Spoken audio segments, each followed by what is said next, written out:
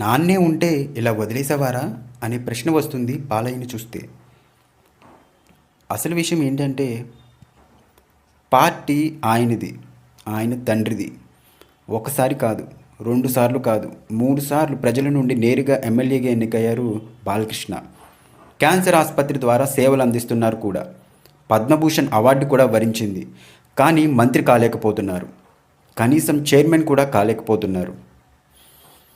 కానీ ఇలాంటి ప్రొఫైల్ ఏమీ లేదు నాగబాబుకు. ఒకసారి ప్రత్యక్ష రాజకీయాల్లో పోటీ చేసి ఓడిపోయారు. రెండోసారి టికెట్ రాలేదు. ఇప్పుడు ఎమ్మెల్సీగా ఎంపికై మంత్రి కాబోతున్నారు. ఇదంతా ఇందువల్ల తమ్ముడు పవన్ కళ్యాణ్దే జనసేన పార్టీ కావడం వల్ల. Telugu Desam party NTR party.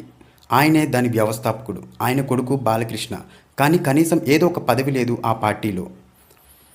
Balayya MLA కావచ్చు, అల్లుడు మంత్రి కావచ్చు, బావ ముఖ్యమంత్రి కావచ్చు, మరో అల్లుడు ఎంపీ కావచ్చు. కానీ బాలయ్య మాత్రం మంత్రి కాలేకపోతున్నారు. ఎన్టీఆర్ ముఖ్యమంత్రిగా ఉండగా బాలయ్య ఎమ్మెల్యే అయి ఉంటే ఇప్పుడు లోకేష్ పొజిషన్ బాలయ్యది. బాలయ్య మంత్రి పదవి కోరుకోకపోవచ్చు, ఆయన హ్యాపీగా ఉండొచ్చు. కానీ ఫ్యాన్స్కు బాలయ్యను అభిమానించే వారికి, ముఖ్యంగా నందమూరి కుటుంబాన్ని అభిమానించే వారికి మాత్రం ఆయనను మంత్రిగా చూడాలనే కోరిక ఉంటుంది కదా. మరి మీరేమంటారు?